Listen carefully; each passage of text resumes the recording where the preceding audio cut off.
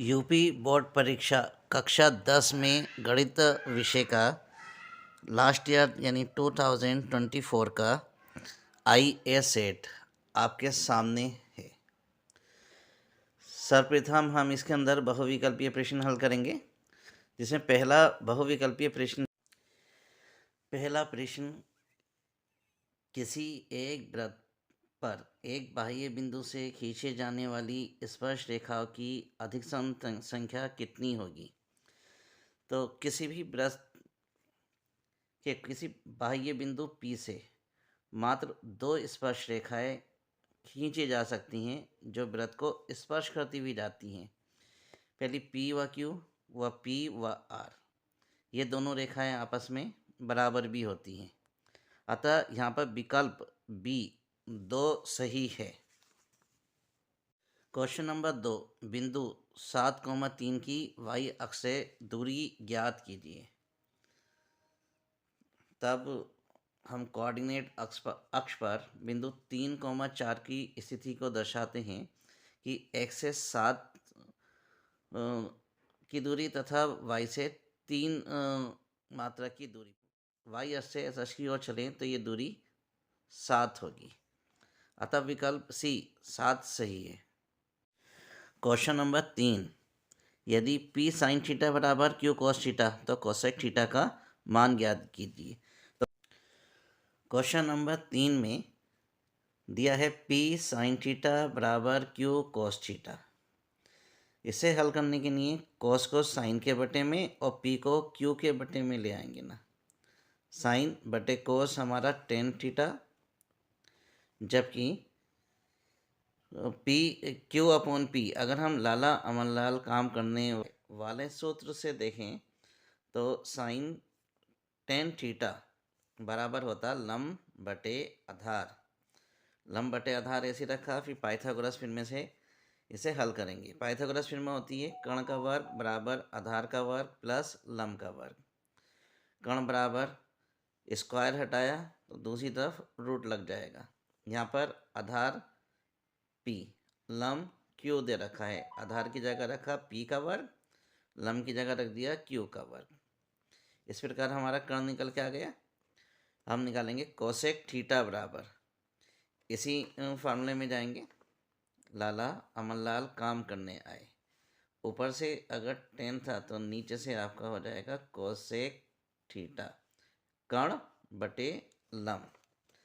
तो cosec theta की जगह रखा हमने कर्ण बटे लंब। कर्ण की जगह कर्ण का मान उठा के लंब की जगह लंब का मान Q उठाकर रख लिया ना। इस प्रकार हमारा विकल्प A सही है। बोर्ड एग्जाम में इसे हम हल करके नहीं दिखाते बल्कि रफ पे हल कर लेते हैं। क्वेश्चन नंबर 4 ज़्यादा मुश्किल तो नहीं था, लेकिन क्वेश्चन काफ़ी बड़ा था, जिसमें दिया हुआ था tan 1 degree, tan 2 degree, tan 3 degree and so on, tan 88 degree, tan 89 degree का मान होगा। तो इसे हल करने के लिए पहले हम दो दो जोड़े बनाएंगे tan के ना। पहले जोड़े में अगर tan 1 डिग्री तो इसके साथ बिल्कुल लास्ट वाला ना tan 89 डिग्री। सिमिलर ऐसे ही आगे लिखेंगे tan 2 डिग्री, तो tan 2 डिग्री के साथ इसके पीछे वाला ना tan 88 डिग्री आ जाएगा। इसी तरह लास्ट तक हम जोड़े बनाते चले जाएंगे और अंत में हमारा tan 45 डिग्री अकेला बच जाएगा, इसका जोड़ा नहीं बनेगा। अब tan 1 डिग्री से हम ऐसे ही tan 89 को लिखेंगे tan 90 माइनस का 1। tan 90 माइनस के थीटा कोट थीटा होता है ना। ऐसे ही tan 2 डिग्री और tan 88 को लिखेंगे 90 माइनस के 2 डिग्री। लास्ट में tan 45 जिसकी वैल्यू 1 होती है ना। अब चूंकि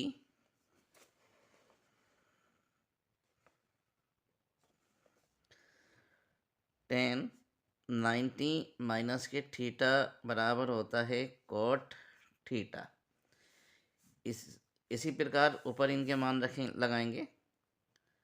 टेन 1 डिग्री, टेन 90 माइनस के थीटा कोट 1 या theta 1 degree, ten 2 degree, ten 90 minus theta तो कोट थीटा की जगह 2 डिग्री ना, एंड सो ऑन। लास्ट तक में आ जाएगा हमारा 1। अब टेन का अपोजिट होता है आपका टेन, कोट का 1/10, 1 डिग्री। सेम ऐसे ही टेन 2 डिग्री तो कोट का हो जाएगा 1/10, 2 degree, and so on. Last में हमारा आ जाएगा 1। 10 से 10 कैंसिल, 1 टाइम डॉट डॉट क्या मल्टीप्लाई है ये, 10 2 डिग्री से 10 2 डिग्री कैंसिल, आ जाएगा 1, एंड सो ऑन। मल्टीप्लाई होते होते लास्ट में चला जाएगा हमारा 1।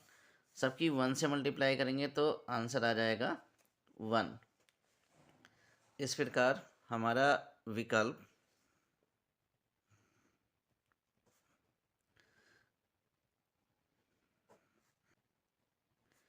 एक सही है।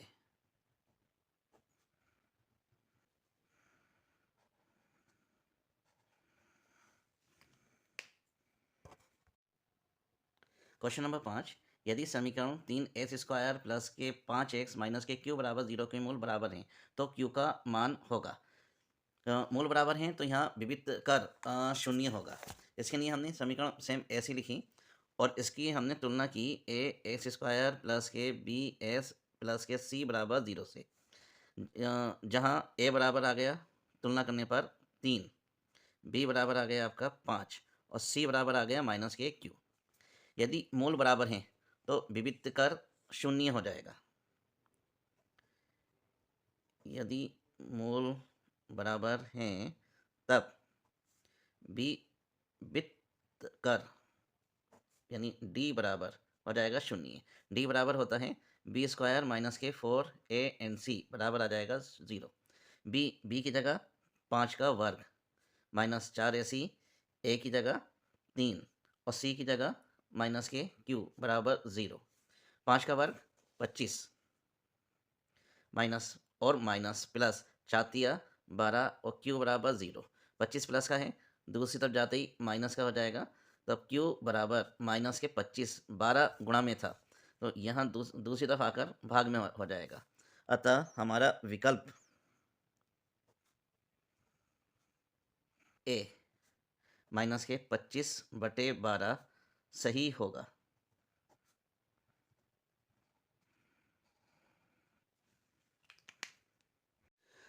क्वेश्चन नंबर 6, समांतर श्रेणी माइनस के 62 माइनस के 59 एंड सो ऑन 7, 10 का 11वां पद होगा। इसे निकालने के लिए सर्वप्रथम समांतर श्रेणी लिखी और इसका प्रथम पद a बराबर माइनस के 62, सार्वांतर यानी d बराबर माइनस के 59 यानी दूसरे वाले में से पहला वाला माइनस कर लेंगे।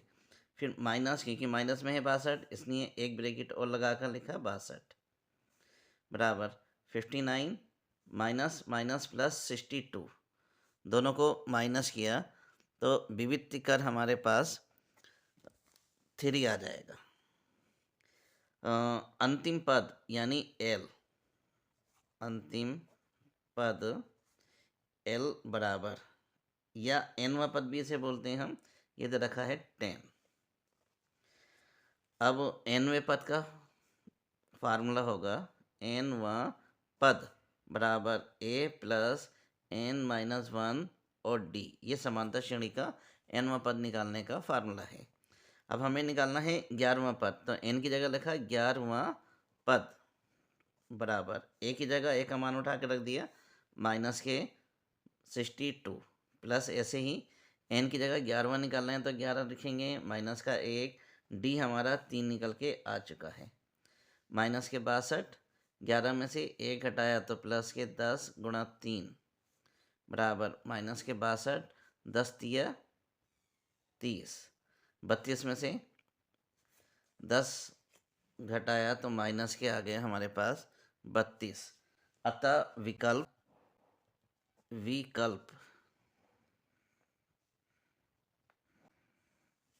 बी -32 सही है।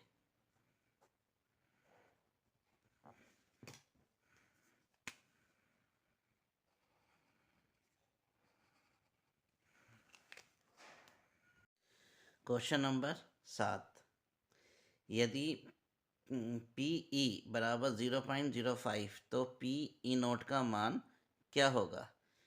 इसके लिए हम एक में से माइनस कर देंगे तो हमारा डी पार्ट बिल्कुल सही हो जाएगा। इसके लिए हल के लिए देखिए, आपको दिया है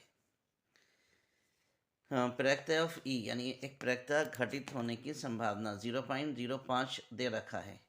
प्रवक्ता घटित न होने की संभावना PE बार बराबर हमें ज्ञात करना है। PE और PE बार बराबर होता है 1। PE की जगह PE का मान 0.05 जो हमें दे रखा है लिख दिया। PE निकालना है बराबर 1, प्लस का है 0.05, दूसरी तरफ ले जाके जाएंगे तो माइनस हो जाएगा। इसे एक में से माइनस करके एक के बाद 2 0 पॉइंट लगाकर लगा लेंगे ना, 9 में से 0 घटाएंगे तो आ जाएगा हमारा आंसर 9 और 0 पॉइंट ऐसे ही लगा रहेगा। अतः विकल्प डी 0.95 सही है। क्वेश्चन नंबर 8, एक थैले में 3 लाल और 5 काली गेंदें हैं। इस थैले में एक गेंद या तिरछया निकाली जाती है। गेंद के लाल होने की प्रायिकता, तो इसे ज्ञात करने के लिए सबसे पहले हम कुल गेंदों की संख्या निकालेंगे। यहाँ कुल गेंदों की संख्या 3 लाल और 5 काली हैं, टोटल हो गई 8 गेंदें। लाल गेंदों की संख्या है 3, प्रायिकता लाल गेंदों की 3/8, अतः विकल्प 3/8 सही है। क्वेश्चन नंबर 9, जिसे अच्छी तरह से पहले देखेंगे कि क्वेश्चन दिया हुआ है, चित्र DE पैरेलल है BC के, समानांतर BC के है, तो CE की माप क्या होगी? इसके लिए डायग्राम दिया हुआ है। अगर DE पैरेलल BC के है तो इनके संगत अनुपात समान होंगे। AD/BND बराबर होगा AE/CNE। इसके बाद इनके मान उठा के रख लेंगे। AND 1.3 और B और D 3.9। इसी प्रकार AE 1.5 बटे CE, इसका मान हमें ज्ञात करना है। इसके बाद किया हमने क्रॉस मल्टीप्लाई, CE की मल्टीप्लाई 1.3 से और 3.9 की मल्टीप्लाई 1.5 से। मल्टीप्लाई करने के बाद क्रॉस मल्टीप्लाई करने के बाद 1.3 जो गुणा में था वो पहुंच गया बटे में, पॉइंट से पॉइंट काट दिया ना। 13 ही कम 13, 13 तिया 39, ऊपर जो बचा 3 गुणा 1.5 गुणा करेंगे 4.5 सेंटीमीटर, अतः विकल्प 4.5 सेंटीमीटर सही है। एक बोर्ड एग्जाम में इतना टाइम नहीं होता कि हम ये हल करके निकालें, इसलिए आप कोशिश करना कि इसे रफ पर और तेज़ी के साथ हल कर लें। इसके बाद क्वेश्चन नंबर 10, चित्र में त्रिभुज MNL और PQR, M और Q 70 degree, MN 3, ML 4.5, PQ 2, QR 3 semi हो, तो निम्नलिखित में सही विकल्प ढूंढना है।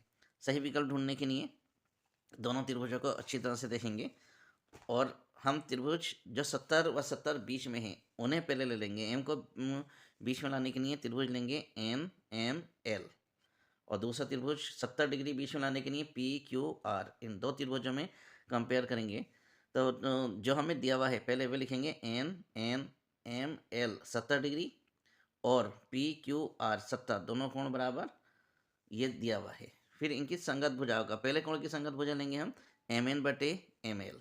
MN दे रखी है 3 और ML दे रखी है 4.5। 4.5 का पॉइंट हटाकर ऊपर 0 लगाया और 15 से ऊपर नीचे भाग कर लिया। 15 दूनी 30, 15 तिया 45, आ गया 2/3। अब 2/3, 2 को हम बराबर वाले त्रिभुज में देखें तो आ जाएगा PQ 2 सेंटीमीटर दिया हुआ है। इसी प्रकार QR 3 की जगह लिख लिया ना। इस प्रकार एक कोण तो पहले ही बराबर हो चुका था, दो भुजाएं अब बराबर हुई MN PQ के, ML QR के। अतः साइड एंगल साइड सर्वाक्षमता से NML सर्वाक्षम होगा PQR के। ये विकल्प सी में आपको दिया हुआ है, अतः यहाँ पर विकल्प सी सही होगा। क्वेश्चन नंबर 11, 1/2 सेमी व्यास के गोले का वक्रपृष्ठ होगा। तो इसे हल करने के लिए आपको गोले का 4πr² होता है, 4 भी ऐसे ही, पाई भी ऐसे ही, आर के प्लेस पर 1/4 का स्क्वायर, 1 का स्क्वायर 1, 4 का स्क्वायर 16। अब कटिंग कर ली, 4 × 4, 4 चौक 16। तो पाई की 1 से करी, पाई कम पाई बटे 4। अतः हमारा विकल्प बी 4π/4 सेमी स्क्वायर सही है। क्वेश्चन नंबर 12, 4 सेमी त्रिज्या के वृत्त का एक चाप केंद्र पर 30 डिग्री का कोण अंतरित करता है। संगत चाप की माप क्या होगी? क्वेश्चन, यहाँ त्रिज्या r बराबर 6 सेमी, वृत्त का एक चाप केंद्र पर 30 का कोण अंतरित करता है, तो थीटा बराबर 30। संगत चाप की माप फार्मूला होता है थीटा बटे 360 गुणा 2πr। थीटा की जगह 30, 360 बटे में ऐसे ही, 2 भी ऐसे ही, पाई भी ऐसे ही, आर की जगह 6। 0 से 0 कट गया, 3 से कटिंग करी, 3 ही कम 3, 36, 3 से 12 बार। अब 6 की कम 6 और 6 दूनी 12, 2 से बचा हुआ 2 भी कट गया, हमारे पास सिर्फ क्या बचा, पाई। अतः विकल्प डी पाई सेमी सही है। क्वेश्चन नंबर 13, 5 सेमी त्रिज्या के एक वृत्त के बिंदु पर खींची गई स्पर्शरेखा PQ केंद्र O से जाने वाली एक रेखा से बिंदु Q पर मिलती है। यदि OQ बराबर 12 सेमी हो तो PQ की माप क्या होगी? इसके लिए एक वृत्त इस तरह से बनाया कि वृत्त के केंद्र से होकर बाह्य बिंदु है Q, जिसकी माप 12 सेमी दी हुई है, और वृत्त की त्रिज्या R बराबर 5 सेमी दी हुई है। यहाँ पर वृत्तखंड पर बना कोण 90 डिग्री का, अर्थात पाइथागोरस प्रमेय से हम इसे पाइथागोरस प्रमेय से 90 के ठीक सामने वाली पाइथागोरस प्रमेय से 90 के ठीक सामने वाली भुजा OQ का स्क्वायर बराबर होगा शेष दो भुजाओं के वर्गों के योग के बराबर। शेष दो भुजाएं OP का स्क्वायर और प्लस PQ का स्क्वायर। ये हमारी पाइथागोरस थ्योरम है। OQ यहाँ पे बिल्कुल स्पष्ट है, OQ 5 सेमी और OQ 12 सेमी और OP 5 सेमी, दोनों के मान रखने पर 12 का वर्ग बराबर 5 का वर्ग प्लस PQ का वर्ग। 12 का वर्ग 144, 5 का वर्ग 25, प्लस का था साइड चेंज करी तो माइनस, 144 में से 25 माइनस करेंगे तो 119 आ जाएगा। PQ का स्क्वायर हटाएंगे तो 119 के ऊपर वर्ग चढ़ जाएगा। अतः विकल्प डी 119 सेमी सही है।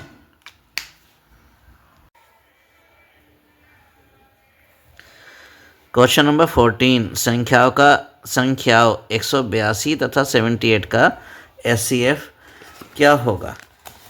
हल करने के लिए पहले 78 का फैक्टर करेंगे। 78 के फैक्टर के लिए 2 से हमने भाग करा 8 को 9 बार, 2 से 2 1 बार, फिर 7 से 91 को करेंगे 13 बार, 13 से 1 बार।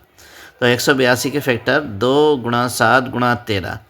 यदि 78 के फैक्टर पहले 2 से भाग करेंगे 39 टाइम, फिर 39 को 3 से डिवाइड कर देंगे 13, 13 को 13 से डिवाइड कर देंगे 1 टाइम।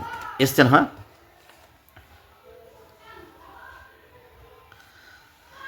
इस तरह 182 के फैक्टर 273, 78 के फैक्टर 2313। SCF दोनों में से कॉमन निकालेंगे, एक तो 2 कॉमन आएगा और दूसरा 13 कॉमन आ जाएगा, तो 2 × 13 बराबर 26। अतः विकल्प बी 26 सेमी सही है। इसके बाद क्वेश्चन नंबर 15, एक बेलन के आधार की त्रिज्या 3.5 सेमी त्रिज्या दे रखी है। यदि इसकी ऊंचाई 8.4 सेमी ऊंचाई दे रखी है तो उसका वक्रपृष्ठीय क्षेत्रफल क्या होगा। तो जो चीज़ दी हुई है पहले उसे लिखेंगे ना। उसे लिखने के लिए त्रिज्या आर बराबर 3.5 सेमी, ऊंचाई एच बराबर 8.4 सेमी, वक्रपृष्ठीय क्षेत्रफल आपको उनकी गणना करनी है। वक्रपृष्ठीय क्षेत्रफल बराबर 2πr/h। सबका मान रख लेंगे, 2 भी ऐसी, पाई भी ऐसी, 3.5, आर की जगह एच की जगह 8.4। 3.5 की 2 से गुणा करेंगे तो आ जाएगा 7। 7 की गुणा 8.5 से करेंगे तो 58.8 पाई आ जाएगा। अतः विकल्प 58.8 पाई सही है। Question number 16। 4 सेमी त्रिज्या वाले एक वृत्त के त्रिज्या खंड का कोण 60 है, उसका क्षेत्रफल क्या होगा। तो त्रिज्या 4 सेमी दी हुई है और कोण थीटा बराबर 60 डिग्री जो दिया हुआ है पहले उसे लिखेंगे। त्रिज्या आर बराबर 4 सेमी, थीटा बराबर 60 डिग्री। त्रिज्या खंड का क्षेत्रफल थीटा बटे 360 पाई आर स्क्वायर। थीटा के जगह 60, 360 ऐसी, पाई भी ऐसी, आर की जगह 4 का वर्ग। 0 से 0 कट गया, 6 कम 6, 6 छंग 36 और 4 का वर्ग 16। अब इधर से 1/6 पाई बचा और इधर से बचा आपका 16। 2 से फिर काट लिया, 2 तिया 6 और 2 अट्ठे 16। 8 एकम 8/3 पाई सेमी स्क्वायर। अतः यहाँ विकल्प सी 8/3 पाई सेंटीमीटर स्क्वायर सही है। Question number 17। दीर्घात समीकरण x² + x - 1 का विविक्त कर होगा। तो इस करने के लिए पहले हम समीकरण ऐसे ही उतार लेंगे ना। समीकरण x² + x - 1 बराबर 0 की तुलना ax² bs + c बराबर 0 से करने पर यहाँ पर a बराबर a क्योंकि s² का गुणांक 1 है, b बराबर भी 1 क्योंकि s का गुणांक भी 1 है, c बराबर -1। विविधीकर का फार्मूला लगाएंगे। विविधीकर का फार्मूला होता है b² - 4ac। b की जगह 1, 4ac है, a की जगह 1, c की जगह -1। 4 एकम 4, माइनस प्लस के 4 और 1 5। अतः विकल्प बी 5 सही है। Question number 18। समीकरण दीर्घात समीकरण 1 - 4x + के 4x² बराबर 0 के मूलों का योगफल होगा। तो इसे ज्ञात करने के लिए सबसे पहले समीकरण ऐसी ही उतार लेंगे। 1 - 4x + के 4x² बराबर 0। समीकरण को असेंडिंग ऑर्डर में अरेंज करेंगे। पहले s² वाला 4s² - के 4s प्लस का 1 की तुलना as² bs प्लस से c बराबर 0 से करने पर यहाँ पर a बराबर 4, b बराबर -4, c बराबर 1। मूलों के गुणनफल का फार्मूला होता है -b/a। b की जगह -4, a की जगह भी 4, माइनस से माइनस कट गया, प्लस हो जाएगा 4/4 यानी 1। अतः विकल्प सी 1 सही है। क्वेश्चन नंबर 19 ज़्यादा मुश्किल नहीं, बहुत ही आसान। निम्न सारणी से मध्य होगा। सारणी दी हुई है, सारणी ऐसे ही उतार लेंगे जैसे कि दिखाई दे रही है ना। पहले वर्ग अंतराल, फिर मध्यमान, फिर बारंबारता, फिर दोनों की गुणा। वर्ग अंतराल 0 और 10 जोड़ा तो 10 का आधा कर लिया 5। 10 और 20 30, 30 का आधा 15, 20 और 30 50 का आधा 25, 30 और 40 70 का आधा 35, 40 और 50 का आधा 45। वर्ग अंतराल क्वेश्चन में से देखकर ऐसे उतार लिया, सबका योग करा n बराबर 30। अब इनकी SI व FI की गुणा। 5 चौका 20, 15 सत्ते 105, 25 पंजे 125, 35 की 8 से गुणा करी 280, 45 की 6 से गुणा करी तो 270। एफ आई व एक्स आई को भी हमने जोड़ा तो आ गया 80। अब है माध्य। माध्य के लिए formula sigma f x upon n. Sigma f x हमारा 800 आया है, एन 30, 0 से 0, 80 को हमने भाग कर लिया 3 से, 26.6666 आता रहेगा। अतः विकल्प बी 26.666 सही है। क्वेश्चन नंबर 19 के बाद एक लास्ट क्वेश्चन, इसे बोर्ड एग्ज़ाम में बहुत तेज़ी के साथ हल करना है क्योंकि आपके पास इतना समय नहीं होता एक एक क्वेश्चन को हल करना। निम्नलिखित सारणी का माध्यिक वर्ग क्या होगा। सारणी दी हुई है, माध्य वर्ग निकालना है। तो माध्य वर्ग निकालने के लिए या माध्य निकालने के लिए सबसे पहले हम संचयी बारंबारता सारणी बनाते हैं। वर्ग अंतराल ऐसे लिखा और उसकी बारंबारता भी ऐसे लिख ली। बारंबारता के बाद संचयी बारंबारता, ये सब हमने क्वेश्चन में से नोट किया है। 8 ऐसे ही, 8 और 6 14, 14 और 11 25, 25 और 18 43, 43 और 6 49।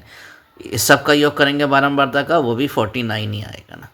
यहाँ n बराबर 49 विषम संख्या है, 2 से भाग करा 24.5, 24.5 हमारे संचयी बारंबारता के 25वें वाले वर्ग या कॉलम में आता है। इसे हमने अंडरलाइन कर दिया। अंडरलाइन जाने के बाद करने के बाद वर्ग अंतराल 20 व 30 का ही हमारा माध्य वर्ग होगा, माध्यक वर्ग होगा। लिखा भी है 24.5 संचयी बारंबारता में 25 वाले कॉलम में आता है, अतः माध्य वर्ग 20 व 30 होगा। तो यहाँ विकल्प बी 20 व 30 सही है।